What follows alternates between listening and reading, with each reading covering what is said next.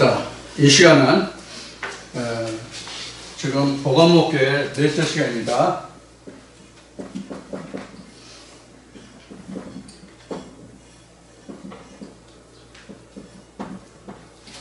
이 장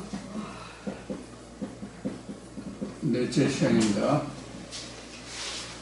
이 시간은 앞에 말씀을 드렸듯이 조금 미진한 부분을 조금 설명을 드리도록 하겠습니다. 보건목 교회에 대해서요. 여기 새 이름을 기록한 것이 있나니 받는 자밖에는 그 이름을 알 사람이 없느니라. 이거 생명책이라고 얘기했죠. 그 새 이름이요.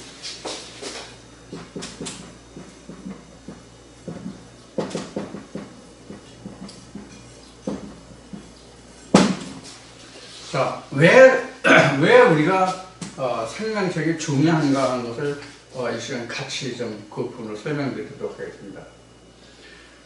우리는 이 인간은 세상에 태어나면 사람마다 적이 있죠. 적이 있어서 아버지는 누구고 어머니는 누구고 언제 어디서 태어났다 이름이 뭐다 하는 것들이 이제 기록에 드는 것이 우리가 일반적인 그 출생신고 즉 호적이라고 하는 것이죠. 자, 이 호적이 있고 없고의 차이가 무엇인지 여러분들 잘 생각하셔야 됩니다. 호적이 없으면 가장 중요하게 생각하는 재산권이 없습니다. 사람들이 재산, 물질을 굉장히 중요시 여기잖아요. 근데 호적에 자기 신분을 증거할 수 있는 아무런 증거가 없으면 자기가 뭐 금괴가 태산같이 있다고 해도 그걸 자기 거라고 주장해서 그걸 자기 몫으로 해놓을 법적 근거가 없어요. 그러니까 호적이 있다고 하는 것은 자기 자신을 그 국가로부터 보호받는 것은 물론이고 자기 재산권을 행사할 수 있다는 권한이 주어지는 거예요. 국민의 권리도 주어지지만 자기 재산권을 행사할 수 있는 권한이 주어진단 말이에요. 호적이 없으면 못한다니까요. 마찬가지로 아버지 나라에서도 하나님 나라에서도 천국에서도 생명책에 기록되지 아니하면 내가 이 세상 살면서 아무리 하나님의 이름을 많이 했다 할지라도 하나님 나라에 가서 내 유업을 하나님께 주장할 수 없어요. 그래서 성경은 이것을 어떻게 증거하고 있습니까? 어떤 임금이 잔치를 배설하고 사람들을 초청했는데 나는 뭐했다 핑계대고 안 갔죠. 근데 결혼 날짜는 다가오는데 잔치 날은 시간이 다 닥쳤는데 사람이 안 와. 그래서 임금이 어떻게 했어요? 종들을 보내가지고 뭐 우리 세상말로 표현해서 거리 날짜는 다 불러왔죠. 그래서 임금이 와서 잔치날 임금이 와서 예수장에 가보니까 사람은 많은데 뭐가 없어요? 예복을 안 입었다 이렇게 돼 있죠. 예복 안 입은 사람은 어떻게 했어요? 내쫓았죠. 그 결과 뭐였어요? 슬피 울며 이를 갈았다라고 설명하고 있죠. 네. 그 예복이 바로 생명책의 이름이에요. 그 예복이 생명책의 이름이에요. 이게 이제 뒤에 가면 두루마기로 나와요. 생명책이 나와요. 작은 책이 나와요. 이제 책과 작은 책은 20장에서 이제 설명을 다시 드릴 텐데, 그렇게만 지금 이야기해요. 그래서 이 새 이름은 어디는 이사야 62장에 가면은 내 종은 새 이름으로 칭하리라 이런 말씀이 나와요. 자, 그러면 지금 보는 것은 계시록에서 보잖아요, 지금요.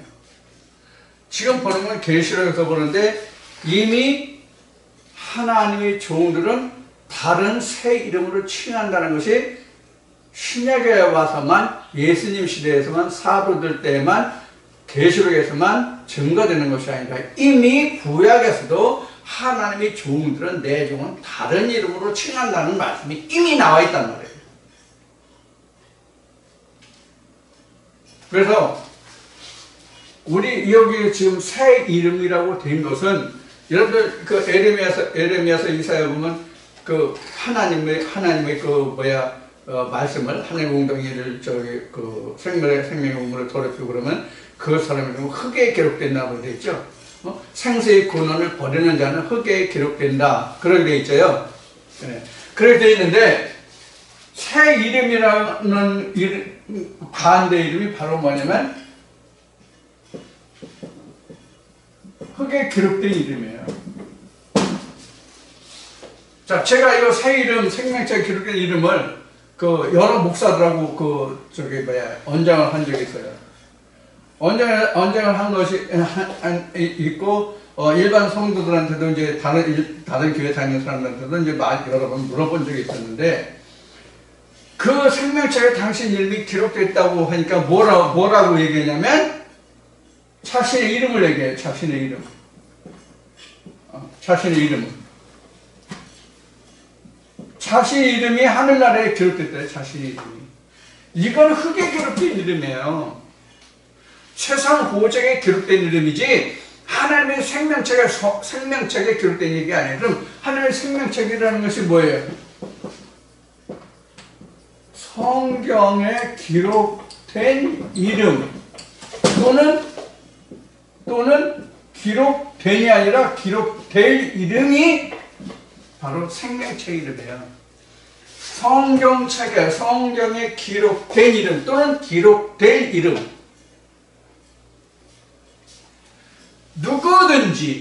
누구든지 하나님의 백성이 되면, 즉 이늘 떼고 나팔 소리를 듣고 일곱 재앙을 다 이겨서 생명과 열매를 먹는, 나고에 있는 생명과 열매를 먹는 이기는 자에게 힘을 줘서 그게 생명책에 기록된 사람은 다 어떤 사람들이냐면 생명책에 기록된 이름들인데 그 사람들은 다 하나님의 자녀들이에요. 구원의 백성들이에요.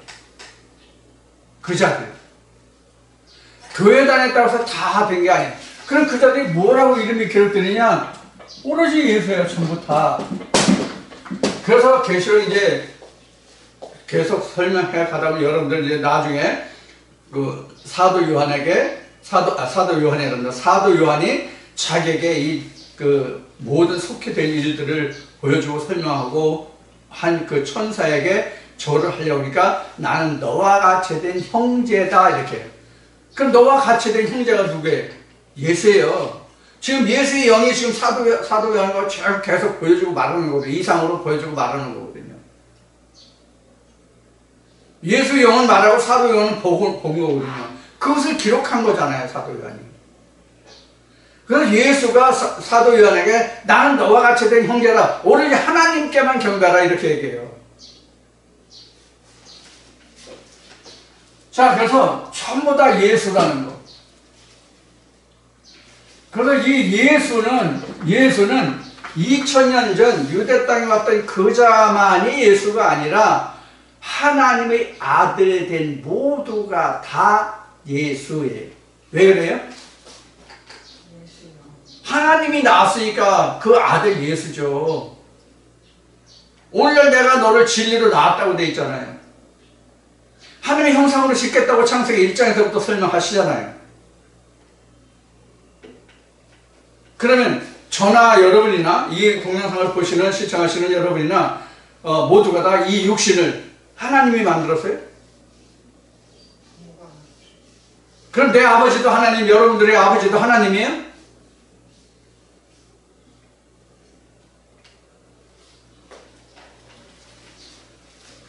자, 그래서 요한복음에는 뭐가 기록되냐면 이 말씀으로 사람이 육신을 입었다. 이 말씀이 육신을 입었다라고 기록하고 있는 거예요.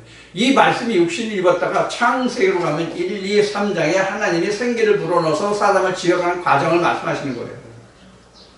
1장에서는 그릇을 만들고 2장에서는 생기를 불어넣고 3장에서는 생명나무 열매를 먹게 하려고 하는데 생명나무 열매를 먹지 못한 상태까지가 3장이에요. 이것만 깨달아도 얼만데 이걸 저차도 모르잖아요. 신학 박사님들도 모르잖아요.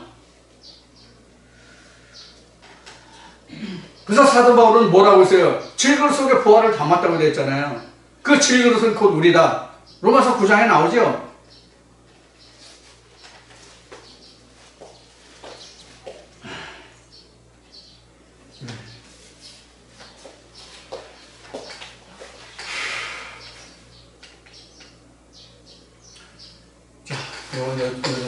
그 말씀을 드리고요. 생명책은 계속 이제 말씀 나오니까 또 말씀드리고 있어요.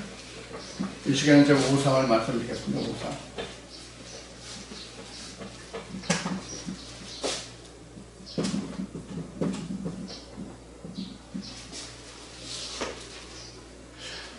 우리가 세상적으로 표현하는 우상은 뭡니까? 세상적으로 표현하는 우상. 아, 누구는 누구의 우상이야. 응? 누구는 누구의 우상이야. 어린이들에게는 뭐 걸그룹이라든가 뭐 방탄소년단이라든가 이런 사람들이 그 젊은 애들에게는 뭐 우상이야. 아니면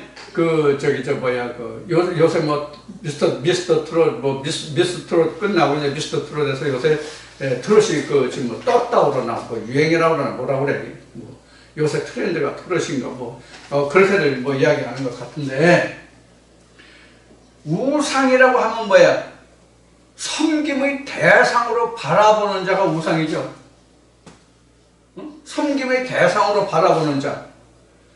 그리고 우상이라고 하는 그 이면에는 나도 저렇게 되고 싶고 저렇게 하고 싶은데 감히 되지 못하는 그런 상태에 있는 사람들이 바라보는 대상이 우상이죠.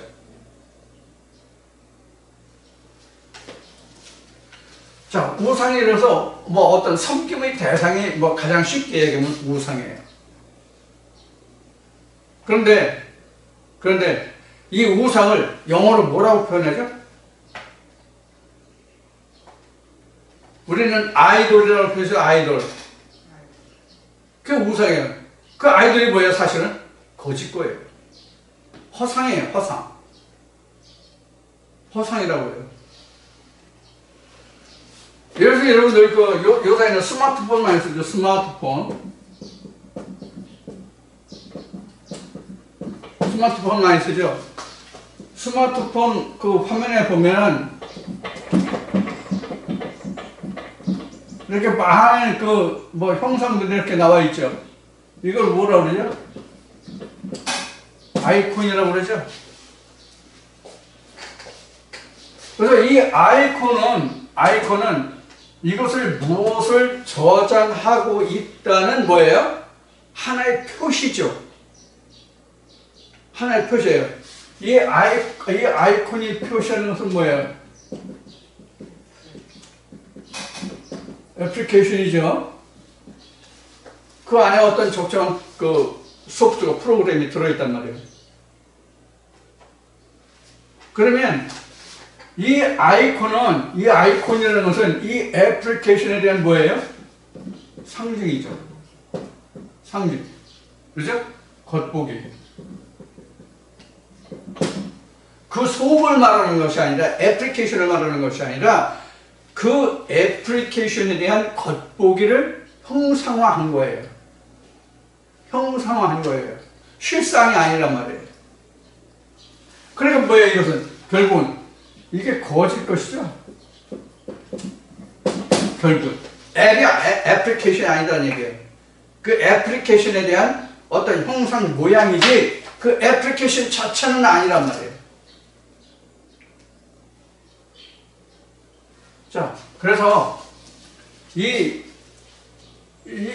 스마트폰에 이런 그 아이콘이 컴퓨터의 아이콘에서 시작해서 이것이 스마트화해가지고, 즉 전자장치화해서 이것이 전화기까지 이제 적용이 된 것이거든요. 그래서 뭐 좀 컴퓨터에서 할 수 있는 것을 스마트폰에서 할 수 있죠. 그래서 스마트폰도 잘 활용하면 컴퓨터 모드로 활용할 수도 있고 전화기 형태로도 운영할 수 있고 뭐 이런 형태가 되죠. 이제 우상을 얘기하다 보니까 이제 별걸 다 얘기하는데, 그러니까 이런 건데, 성경에서 우상이라는 것은 뭐냐? 성경에서 우상이라는 것은 뭐냐? 자, 제가 좀 찾아보면 우상이라는 것은 전도서 8장 8절을 볼까요? 첫째, 전도서 8장 8절을 보면 생기를 주장하지 못하는 거예요. 생기를 주장하지 못하는 거.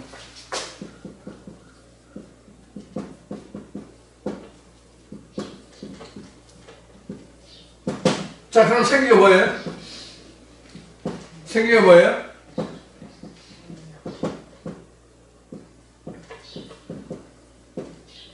하나님의 생명의 말씀이죠? 하나님의 생명의 말씀을, 생명을 넣을 수 있는 하나님의 생명의 말씀을 대언하지 못하면 그게 우상이에요, 성경은.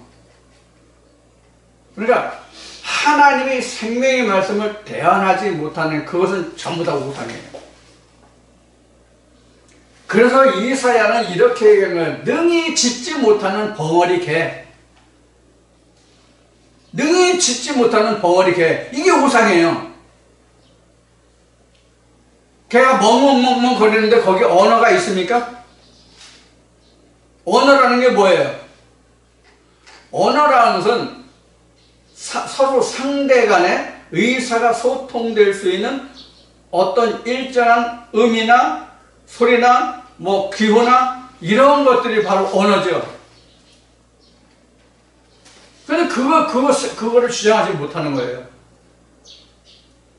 그럼 하나님이 말씀하시는 생기는 바로 하나님의 말씀이라고 그러는데, 하나님의 말씀이 뭐예요? 하나님의 형상을 만들 수 있는 말씀만이 하나님이 말씀하시는 언어말이에요. 우리 형상대로 사람을 만들자라는 말씀과 같이 하나님의 형상을 지을 수 있는 언어만이 하나님께서는 말씀이라고 하세요. 그래서 요한복음 1장에서 하나님을 로고스라고 한 거예요. 말이다. 창세기 1장 1절에도 하나님이 천지 창조할 때 뭐로 하셨어요? 말씀을 하셨죠? 그렇죠? 하나님이 가라사대 빛이 있으라 하시니, 이게 바로 뭐예요? 로고스로 말해요. 다바르를 다마르 하시니, 아마르 하시니, 이렇게 된 거죠. 자, 그래서 전서 8장 8절에 보면 바로 이런 그 말씀이 나왔어요. 이게 가장 이게 대표적인 그 우상이에요. 그래서 우상을 어떻게 만든다라고 하는 그 우상을 어떻게 만드냐는 것은 이사야, 에레미야서 보면 제일 많이 나옵니다. 우상이 그 어떻게 만들어요. 산에서 나무를 베어가지고 그것을 먹으로 줄을 치고 깎고 다듬고 해서 그들이 능히 스스로 움직이지 못하니까 사람들이 메고 다니느니라. 사람들이 메고 다닙니까, 우상을? 실제로 세상에서 사람들이 우상을 메고 다닙니까? 전지전능하시던 하나님이, 아니, 우상을 사람들이 메고 다니는데, 사람이 떠받침을 하는데, 뭘 말할까요? 산에서 벤 나무라고 그래요. 뭘 말할까요? 이사야 5장에 가면 나무들이요, 이스라엘 백성들이에요. 그러니까 하나님의 백성이에요. 주의 백성 이스라엘로 신명기 나와요. 그러니까 하나님의 이름을 부르는 사람들 중에서 하나를 택해서 그 사람이 신학을 하고 그 사람이 정교하게 깎고 다듬죠. 그렇죠? 뭐로? 신학으로 깎고 다듬죠? 그러면 이 사람들이, 이 목사라는 사람들이 어떻게 군림을 합니까? 사람들이 우리 목사님한테 떠받들고 다니죠? 이거를 사람들의 떠매임을, 떠받침을 받느니라 이렇게 성경에 기록하고 있는 거예요.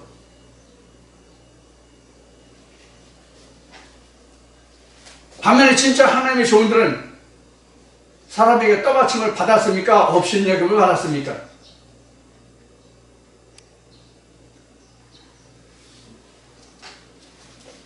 그런 것들이 우상이에요. 그러니까 능히 짖지 못하는 벙어리 개도 우상을 말하는 거예요. 목사들을 말하는 거고요.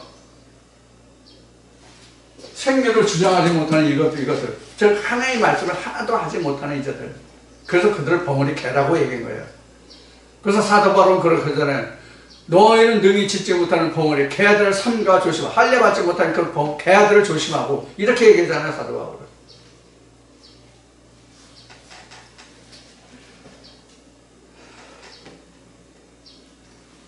그리고 에레미야 10장 14절 보겠습니다. 에레미야 10장 14절에 보면 우상은 거짓 것이라고 되어 있습니다.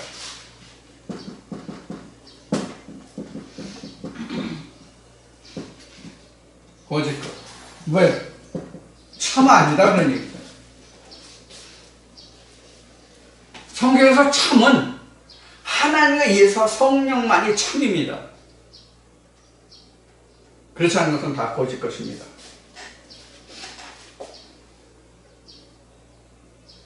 스가랴 13장 2절.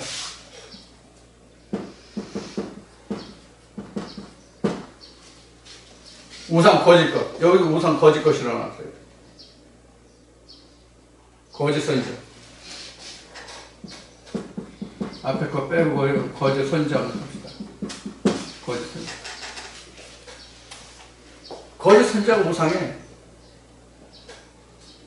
그러니까 지금도 우상이라고 하면 뭐 절에 가면 부처가 있고 또 그 요사이도 시골에 그런 것이 있는 곳이 덜 있겠죠. 지금 제가 사는 곳에는 없습니다만 천하대장군 지하여장군은 그 정승이 있죠. 정승.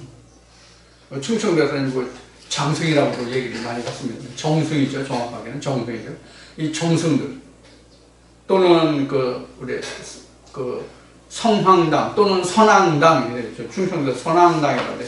선왕당에 그게 색동 천 같은 거 매달아 놓고 거기에다 뭐 돌 던지고 가서 하는 것, 이런 것들을 우리가 헌행할 때 우상이다. 또 단군 이런 거 우상이다. 그러니까 교계에서 반대하고 했던 게 벌써 오래전 일이지만 파주 어딘가에 단군상 세운다. 그러니까 기독교계에서 엄청 반대했죠. 그래서 단군상을 세웠는지 안 세웠는지는 모르겠는데 여튼 그런 시끄러웠던 때가 있었어요. 그거 우상 아니란 말이에요. 아니 교회 다니는 사람들이 거기 가서 이게 우리 신이라고 할 사람 있어요? 다니엘서 보면 머리, 가슴, 배, 다리, 발 해서 서로 각각 다른 재질로 된 나오죠? 그러니까 느부갓네살 왕이 어떻게 했어요? 다니엘의 풀이를 듣고 전체를 금으로 만든 금신상을 만들죠? 다 자기가 금신상 같이 되고 싶어 하는 게 신학자들의 심리예요.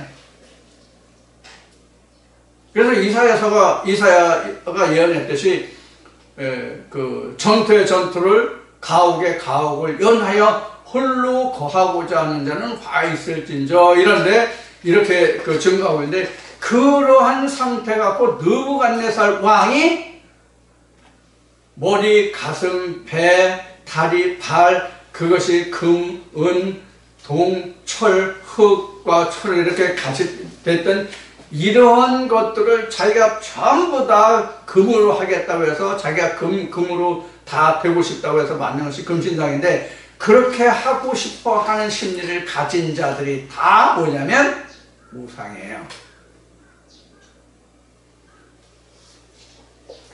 머리만 금이에요. 머리만. 하나님만 금이에요. 로시만 금이에요. 나는 거기 붙어서 은이 되는 거예요. 그래서 우상에 대해서 좀 말씀을 드렸고요. 그 다음에 이제 하박국 2장 19절에 보면 금은을 입힌 것이에요. 금은을 입혔기 때문에 그 속에는 도대체 생기가 없느니라. 그래서 하박국 2장 19절에도 우상에 대해서 설명을 했습니다. 생기가 없습니다. 그래서 우상은 하나님의 생명의 말씀을 가지지 못한 하나님의 종들이 모두가 다 우상입니다. 저도 하나님의 생명의 말씀을 증거하지 못하면 우상이에요.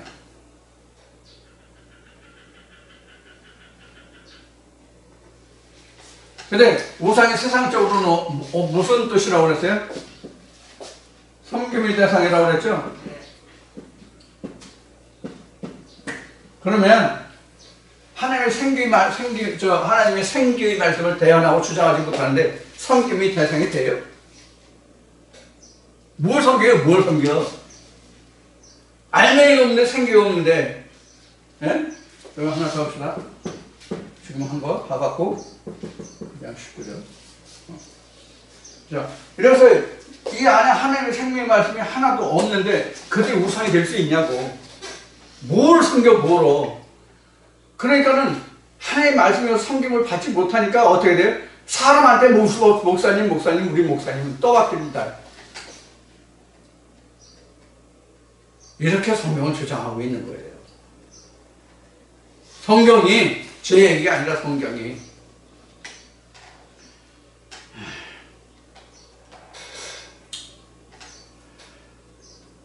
자, 그 다음에 이제 우상에 대해서 요 정도 하고요. 요 정도 하고, 그 다음에 이제 내 입에 검으로, 라는 말씀이 나오죠. 내 입에 검. 자, 물 좀 마시겠습니다. 내 입에 검이 나오는데, 앞 시간에 말씀드렸죠. 내가 너에게 화평을 주러 온 것이 아니라 검을 주러 왔다. 이게 이제 마태복음 10장 34절에 나옵니다. 입의 검. 이제 무상신하고 입의 검.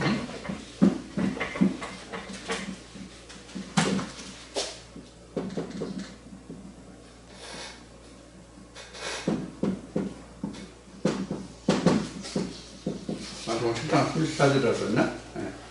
화평이 아니라 화평 아니라 검주로 왔다.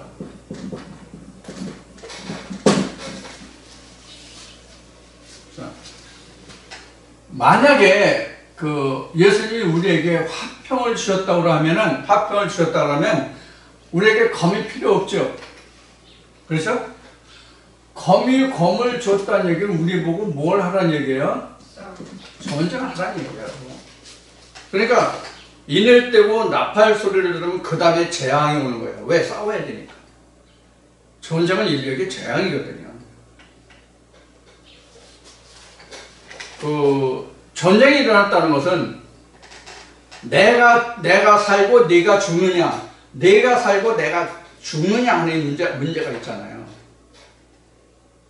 그러니까 화평을 줬다고 그러면 우리는 전쟁할 필요 없죠. 그렇죠? 그러니까 예수님이 우리에게 천국을 준 것이 아니라 이제부터 너에게 전쟁이 일어나게 할 것이다. 그런 얘기예요. 전쟁이 어떻게 일어났어요? 검을 주니까 전쟁이 어떻게 일어났어요?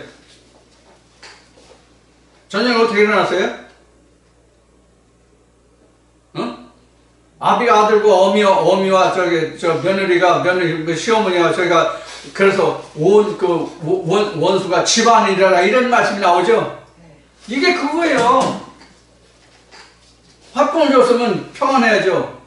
근데 성령이 교회에 주신 말씀이 오면 그때부터 분란이 일어나요. 전쟁이 일어난다고. 네가 옳으냐 내가 옳으냐 이 말씀이 옳으냐 저 말씀이 옳으냐 분쟁이 일어나야 된다고. 그런데 단기 4년도에 들었던 말씀, 단기 10년도에 들었던 말씀, 서기 100년에 들었던 말씀, 서기 2000년에 들었던 말씀이 다 성령이 교회에 들은 말씀이라고 한다면 화평을 준 거예요. 화평. 검을 준 게 아니라 화평을 준 거예요. 그것도 하나의 말씀, 이것도 하나의 말씀, 저것도 하나의 말씀. 그러면 그건 화평을 준 거야. 그럼 성령이 교회에 쓰는 말씀 아니야 이거는.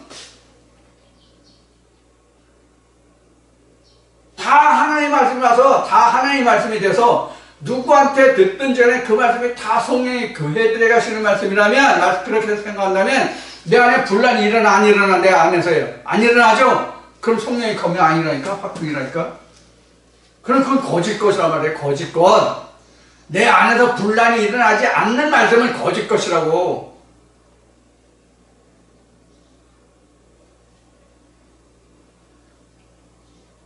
전쟁이 오는 평화가 진짜 평화예요.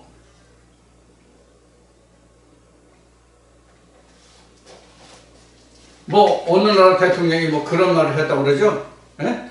아름다운 전쟁보다는 뭐 무슨 거짓된 뭐 평화가 좋다? 뭐 그런 말을 했다고 그러가 뭐 그런 얘기가 있었어요. 잘 머리가 나빠도 잘 기억이 안 나네요. 그거 있을 수 없는 거예요. 좋은 전쟁보다 나쁜 평화가 낫다? 없는 거예요. 전쟁 뒤에 모든 것을 제압한 후에만 평안이 올 수 있는 거예요. 그래서 예수님이 뭐라고 말씀하셨어요? 야, 귀신과 귀신이 싸우면 둘이가 분란을 일으킨 거 아니냐? 그 모든 것을 제압한 후에야 너에게 평강이 오느니라. 그러면 마귀 사탄들이 생명이 없는 자들 우상이 한 말과 생기를 주장하는 사람이 주장하는 말이 오면 내 안에서 당연히 분란이 일어나야지. 왜? 성령이 생기를 주장하는 그건 성령의 검인데 어떻게 분란이 안 일어나요? 근데 다 화평이다? 그건 있을 수 없다는 얘기죠.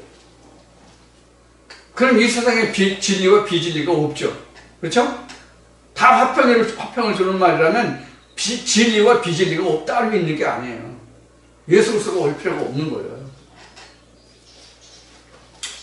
자, 이제 지금 입에 검지요. 그 다음에 에베소 6장 17절 뭐라고 되어 있어요? 에베소 6장 17절.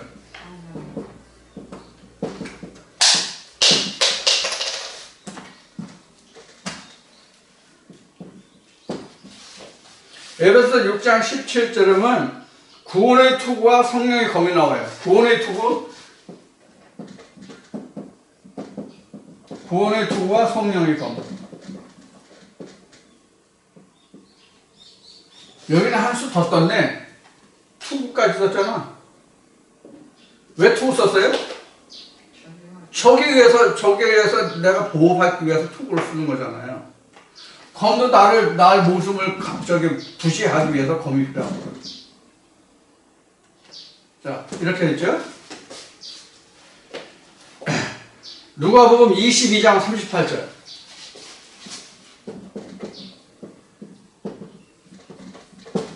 여기가 바로 검 둘이에요. 아까 말씀드렸죠? 검 둘이 있나이다. 예수님 이에 족하다 이렇게 말씀하셨죠.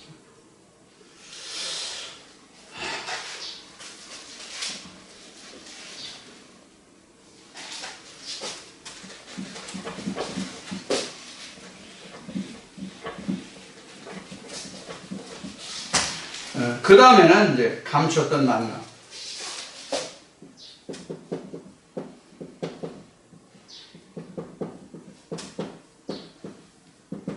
자, 만나의 종류가 뭐가 있어요? 만나의 종류는 먼저 우리가 알아야 되겠죠?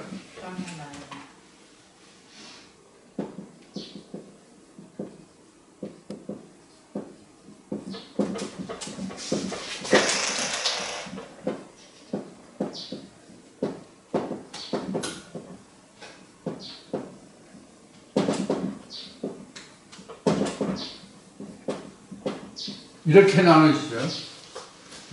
만나의 종류는 땅의 만나와 하늘의 만나가 있는데, 땅의 만나는 모세의 그 율법을 말하는 거고, 하늘의 만나는 예수의 진리의 말씀을 말하는 겁니다. 이렇게 이제 만나가 구분이 되죠. 그래서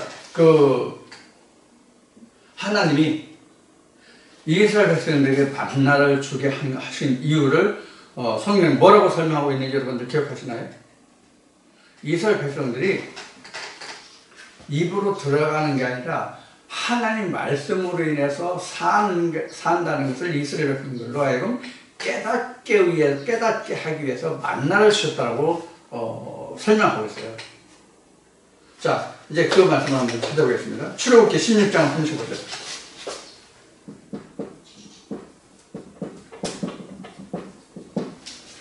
원래 하나님이 이스라엘 백성들에게 만나를 주게 된 것은 이제 이들이 이제 광야에 나왔잖아요. 애굽 땅에 살다가 가나안 땅에 왔는데 가나안이란데 애굽 땅에서 그 광야로 나오는데 광야가 모래 사막 지방이었잖아요. 그냥 농경을 할 수가 없어요. 농경을 할 수가 없어. 농사 지을 수도 없고. 아니 전쟁을 하면서 지금 가나안 땅에 가야 되는데 언제 농사예요? 어? 거기가 경작지라고 할지라도 농사 지을 수가 없단 말이에요. 그러니까 하나님이 이스라엘 백성들이 먹을 게 없다고 원망하니까 물과 먹을 것이 없어서 원망하니까 하나님 주신 것이 뭐예요? 만나를 주신 거잖아요. 그래서 반석에 물도 주신 거고요. 물론 이제 만나는 지금 이제 하늘이 만나로 이제 변경되는 것을 여러분들에게 말씀드렸지만, 그 물도 그 모세가 그 바위를 쳐서 물을 냈잖아요. 물론 이제 하나님이 물을 주신 거지만, 너희가 산에 올라서 그 반석을 쳐라. 그럼 거기서 물이 나올 것이다. 이렇게 해서 이제 이스라엘 백성들에게 물을 줬잖아요. 아니 산꼭대기 반석에서 무슨 물이 나옵니까? 그럼 성경에서 산은 뭐예요? 여호와의 이름을 두신 산이란 말이에요. 여호와의 이름을 두신 곳. 물은 뭐예요? 하나님이 주시는 말씀이잖아요. 그래서 산은 여호와의 산, 물도 그래서 여호와께서 하나님이 주시는 물, 즉 생명의 말씀이 반석에서 나오는 물이에요. 자, 그래서 출애굽기 16장 35절에 보면 만나가 나오는데, 이 만나를 주게 된 것은 지금 말씀드린 것처럼 이스라엘 백성들이 광야에서 우리가 먹을 게 없다. 우리가 뭘 먹고 살란 말이냐. 모래 파먹고 살래? 이렇게 이제 한 거란 거죠. 그러니까 하나님이 노하셔가지고 모세에게 말씀하셔가지고, 야 이렇게 해서 만나를 줄 테니까 1일부터 5째 날까지는 이렇게 하고 6째 날은 이렇게 해서 안식일에도 먹게 하라. 이렇게 말씀하셔서 만나를 내린 것이 바로 하나님 만나를 주신 성경의 기록이죠. 자, 그 다음에가 이제 시편 78편 24절.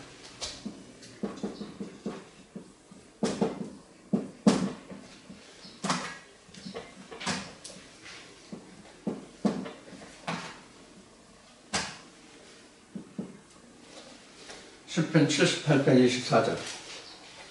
그 다음에 여호수아 5장 12절.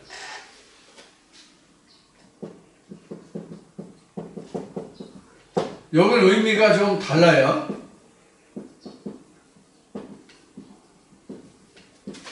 여호수아 5장 12절에는 만나가 그침에, 이것을 좀 알 필요가 있기 때문에 여기서 지금 집어넣고 설명을 했습니다. 여호수아 5장에 가면은 이미 모세는 죽고 여호수아가 가나안 정복을 지금 한참 pitch를 올릴 때죠. 여호수아가. 그래서 가나안 땅 정복은 원래 모세가 한 것이 아니라 여호수아가 했죠. 여호수아가 했죠. 그런데 여호수아가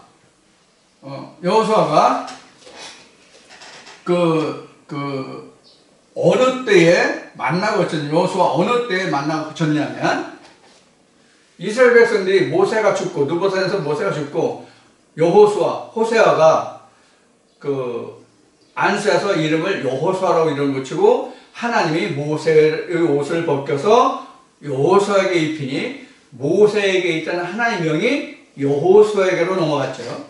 마치 엘리야와 엘리사의 이야기와 흡사하죠. 사람과 배경과 장소만 다르죠. 그래서 이제 여호수아가 이스라엘 백성을 리더가 되어서, 통치자가 되어서 이스라엘 백성을 인도해서 요단을 넘어가죠. 요단을 건너간다고 해야 맞겠죠. 요단을 건너가서 가장 먼저 행한 것이 뭐예요? 진을 치죠. 요단을 건너자마자 진을 쳐요. 요단 요단을 건너가요. 누가? 여호수아가 요단을 건너가서 진을 쳐요. 그래서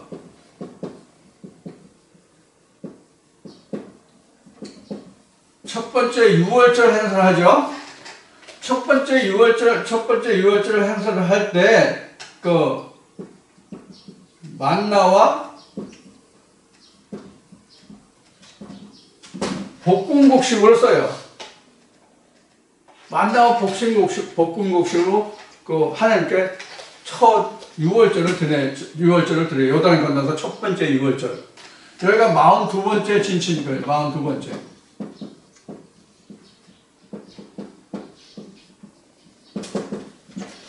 자, 이렇게 해서 만나와 볶음곡식이 나오니까 어떻게 됐어요? 만나가 그쳤어요. 무엇 때문에 그쳤어요? 볶음곡식 때문에. 볶음곡식 때문에 만나가 그쳤다. 이게 무슨 말일까요?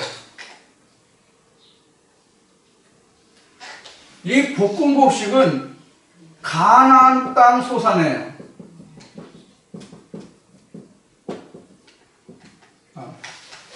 여기는 가로 합시다. 가로. 가나안 땅 소산이에요. 가나안 땅. 그러니까 어디에요? 자기 땅에서 난 거죠? 가나안 땅이니까. 어쨌든 요단을 건너면 여리고성이 있긴 하지만 지경은 가나안 지경이에요. 자, 그래서 가나안 땅 소산으로 볶음곡식을 먹게 되니까 만나가 그쳤어요. 만나가 그쳤다는 얘기는 무슨 뜻이냐? 만나가 그쳤다는 얘기는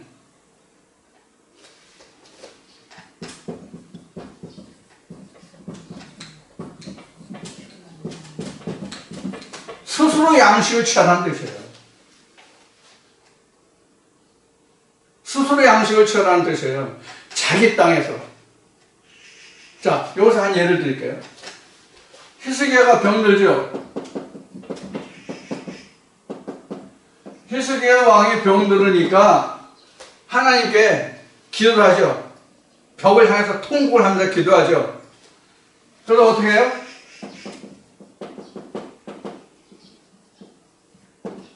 아하스 이름표를 15도를 물리죠. 그래가지고 히스기야가 15년을 더 살죠. 15년 더 살죠? 아하스 이름표를 기름을 내가지고 히스기야가 15년을 더 살아요. 이때에 선자의 말을 듣고 아하스가 그 선자에게 이렇게 말해요. 내가 이렇게 될 것을 어떻게 아느냐? 그때 첫해, 둘째, 다음에 3년 어떻게 돼? 여기는 본래 있는 것을 먹고 거기서 난 것을 먹고 여기서는 심은 것을 먹으라 나왔죠. 심고 가꿔서 거기서 네가 거둔 것을 먹으라. 여기는 스스로 거둬서 먹으라 해요. 자기가 양식을. 여기는 이스라엘 백성들이 이제 가나안 땅에 들어가서 여기서는 너희들 스스로 농경지에 농사를 짓고 너희들이 양식을 거둬서 먹어라 이런 뜻이에요. 그럼 우리는 뭐예요? 요단강을 건너면 즉 우리가 거듭남의 상황이 되면 즉 성령의 교들 말씀을 들으면 즉 인을되기 시작하면 우리는 양식을 스스로 취할 수 있어야 돼요. 이것이 지금 만나가 거쳤다는 얘기예요. 그래서 만나가 이런 과정을 거쳐요. 만나라는 것은 물도 그렇지만 물도 그래요. 항상 반석에서 모세가 쳐서 물을 주는 게 아니에요. 스스로 반석을 쳐서 내가 물을 내야 된다고. 이제는 떡도 내가 먹어야 된다고. 거기까지 가야 내가 가나안을 갈 수 있다고요. 가나안을 가는 것보다 가나안을 정복할 수 있단 말이에요. 내 마음을 정복해 갈 수 있다고요. 내 마음에 가나안을 건설할 수 있다고요. 그렇게 해야만 스스로 양식을 취할 수 있어야만. 자, 이러한 과정들을 거쳐서 우리가 내 마음에 이스라엘 백성은 실제 그 물리적인 지경적인 땅의 그 세상적인 땅을 정복해나고 그 본 땅에 사는 그 본토 족속들을 멸하여 갔다고 성경은 기록하고 있지만 지금은 자기 마음 속에 하나님의 생기의 말씀이 아닌 것을 다 다 제하여 가는 과정이 본토 족속을 멸하는 것과 같단 말이에요. 지금은 이게 가나안 정복이에요. 지금은. 그러기 위해서는 지금 여기 나온 이 말씀들이 다 필요한 거예요. 이 말씀이 다 필요한 거라고요. 그러면 지금 여러분들과 지금 나눈 말씀이 지금 아직도 2장에 머물러서 지금 에베소에 있고 지금 서머나에 있고 지금 버가모 교회 하고 있잖아요. 응? 지금 이 버가모 교회 하고 있는데 이 지금 버가모 교회에 대한 세 번째 교회인데 세 번째 교회에 관한 것만 해도 지금 2시간째 지금 하고 있죠. 지금 더 설명을 들을 것이 이제 힌들에 관한 건데, 이 지금 흰 돌이 뭔지를 좀 설명드리고, 이 시간 마칠 겁니다.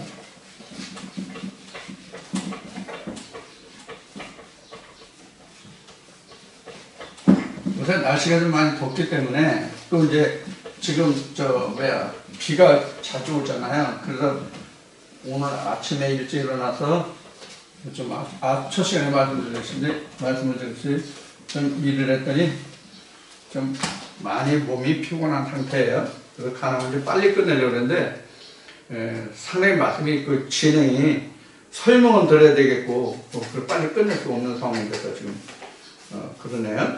그래서 지금 이제 그 보충 설명을 드리고 있는 건데 그 다음에는 이제 그 흰 돌이라는 것에 대해서 좀 설명을 드리겠습니다.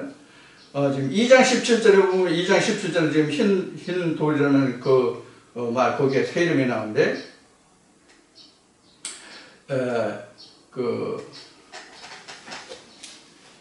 우리 신비라는 말 있죠. 신비. 신비가 사실은 이게 돌비예요. 신비가 왜 돌비냐면, 왜 돌비냐면, 이 마음을 완전히 하나님의 말씀으로 깨끗하게 정결케 해야만 하나님의 말씀이 새겨지죠. 그렇죠? 하나님의 말씀이 우리 마음에 새겨진다고. 그때 비로소 우리 마음이 하나님의 비가 돼요. 깨끗한 비가 돼요. 이게 흰 돌이에요.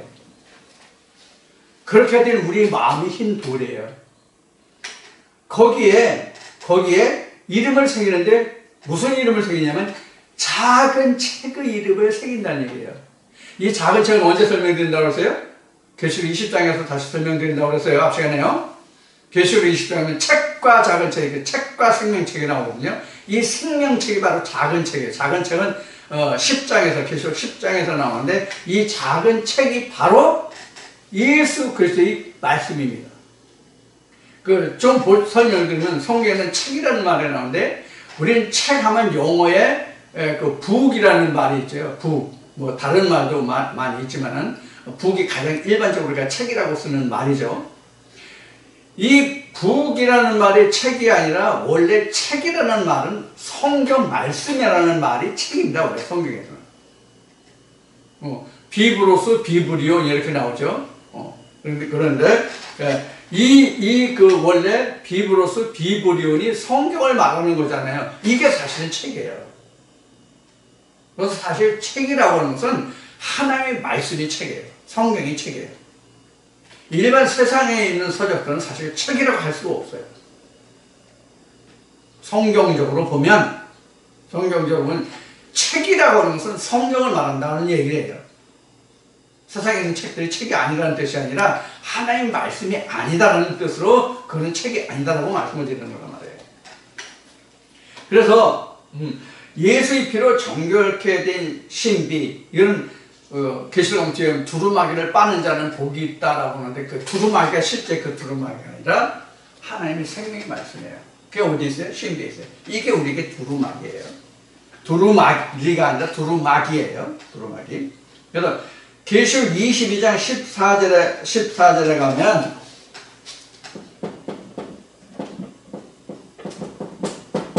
여기에 두루마기가 나와요. 계시록 22장은 마지막 장이에요. 계시록 22장은 계시록에서 마지막 장이에요. 거기에 보면은 두루마기를 받아 입었다. 이게 이제 계시록 6장 7절에서 시작된 말씀이에요.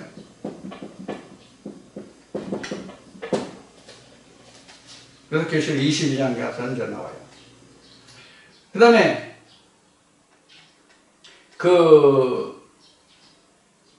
이 두루마기라고 하는 것은 어디서부터 시작됐느냐면은 하나님이 모세에게 십계명을 주시고 그것을 십계명을 돌판에 새기겠죠. 돌판을 새기게 하고 돌판을 보호하기 위해서 뭐를 만들었어요? 첫째, 법궤를 만들었죠. 그 법궤를 만들고 법궤를 보관하기 위해서 만든 게 뭐예요? 성막이죠.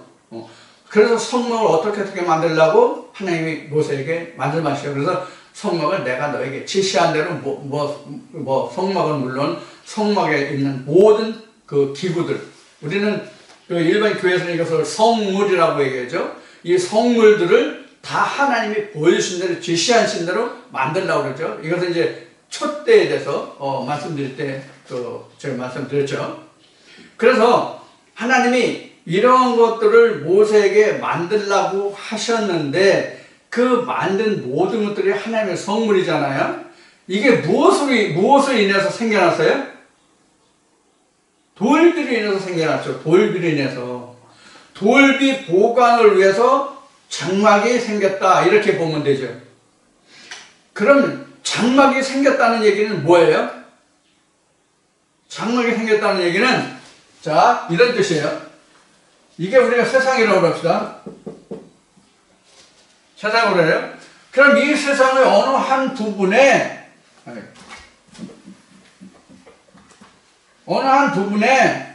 이런 성막이라는 것이 생기잖아요. 이 성막이 생겼다는 의미가 뭐냐고요. 지금 성막으로 이렇게 쳐져 있잖아요. 이게 우리가 지금 얘기하면 교회죠. 그죠? 사람들이 일반적으로 말하는 교회잖아요. 성경적인 교회를 말하는 거예요. 자, 이런 성막이 생겼다는 것은 무엇을 의미하냐고요. 세상과 구별됐다는 것을 의미하는 거예요. 성막이 생겼다는 것은. 성막이 생겼다고 하는 것은 세상과 구별된 장소가 성막이에요. 그럼 이거를 각자 자신으로 보면은 이게 뭐예요? 마음이잖아요. 마음에 뭐가 신비가 나오잖아요. 이게 나와는 육신과는 세상과는 구별됐다는 의미예요, 이것도요. 그러니까 이 육신 자체가 각자 자신이잖아요. 그러면 하나님 상관 우리 마음에 생기잖아요, 신비에. 그럼 육신과 이 신비는 구별된 거예요. 이것은 뭐냐면 하나님을 섬기는 마음과 내가 세상을 사는 거는 구별됐다는 얘기예요. 그런데 사도 바울 로마서 7장에서 뭐라고 얘기해요? 요거 1번, 요거를 2번이라고 합시다. 실제 하나님 보시기에는 이게 1번이에요. 이게 우선이에요. 그런데 사람 여기는 뭐가 우선이에요? 육신이 우선이에요. 그렇죠? 사람에게 육신이 우선이에요. 육신이 우선이라는 게 여기서 보면은 이스라엘 백성들이 성막을 섬기는 게 아니라 세상을 섬긴다는 얘기가 같은 거예요. 그러면 우리도 육신을 섬기면 세상을 섬기는 거와 똑같아요. 그런데 하나님 신비에 새긴 하나님 말씀을 쫓으면 하나님을 더 섬기는 거예요. 그래서 예수님이 부활 후에 베드로에게 이렇게 말씀해요. 내가 나를 누구보다 더 사랑하느냐 3번을 물으시죠. 똑같은 거예요. 내가 나를 더 사랑하느냐? 내가 나를 더 사랑하느냐? 이렇게 하면 어떻게 돼요? 내가 나를 더 사랑하냐면 어떻게 돼요? 무슨 얘기인지 아시겠죠? 네. 이런 거란 말이에요. 그래서 내게 하나님의 계명이 생겼다고 하는 것은 무엇이냐면 내 마음과 육신이 분리됐던 상태. 그래서 바울은 로마서 7장에서 뭐라고 했냐면 내가 두 법을 섬겨야 되기 때문에 나는 곤고한 자라고 한탄한 거예요, 사실은. 아하 나는 군구한 자라. 육신으로는 세상의 법을, 악의 법을, 성령 마음으로는 하나의 법을 숨겼다. 지금 우리 버릴 수가 없잖아요. 육신이 없으면 이 그릇이라는 본래의 그릇이 없으면 마음의 그릇도 없는 거잖아요. 그러니까 두 법을 다 섬겨야 돼요. 그러니까 두 법이라니까 세상법을 이야기하는 것이 아니에요. 율법과 진리를 말하는 거예요. 이 마음이 율법도 섬겨야 되고 진리도 섬겨야 되고. 그런데 이 전체적으로는 또 뭐가 있어요? 자기가 사는 그 나라의 법이 또 있잖아요. 그 법도 섬겨야 되고. 따지면 법이 몇 개예요? 최소한 3개예요. 진리 안에 거하면 사실은 법이 최소한도 3개는 되는 거예요. 자기가 속한 그 나라의 법, 성령의 법, 율법. 바울이 말한 악의 법이라는 것은, 죄의 법이라는 것은 세상의 법이 죄의 법이라는 얘기가 아니에요. 하나님의 의에 이르지 못하게 하는 율법이 나를 사로잡아오는 것을 본다고 얘기하잖아요. 그걸 죄의 법이라고 얘기한 거예요. 자, 이렇게 해서 우리가 하나님 하나다. 우리가 계시록을 이렇게 번나고는 것은 이렇게 성경 전체를 망라해서 여기서는 어떻게 저기서는 어떻게 말씀이 진행되고 기록되어 있고 증거하고 있는 것을 설명해야만 이렇게 우리가 말씀을 깨달을 수가 있습니다. 자, 여기까지 해서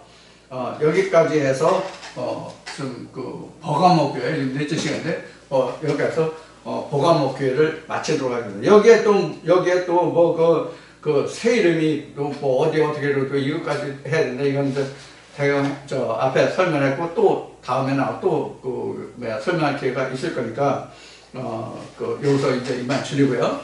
다른 말씀들도 중복돼서 나오는 거가 있으면 그때 다시 또 제가 부연 설명을 드려서 여러분들 이해하실 수 있게 편하도록 그렇게 해드리겠습니다. 이제 오늘은 여기까지 하고요. 다음 주에 다시 뵙도록 하겠습니다. 무더운 여러분 건강 주의하시고요. 또 코로나가 아직도 굉장히 번창을 하고 있고 더 악성이 된 코로나가 유행하고 있다는 말도 돌고 있으니까 여러분들 건강 스스로 잘 지키시고 건강한 여러분 하시고 다음 주에 다시 뵙기를 원합니다. 감사합니다.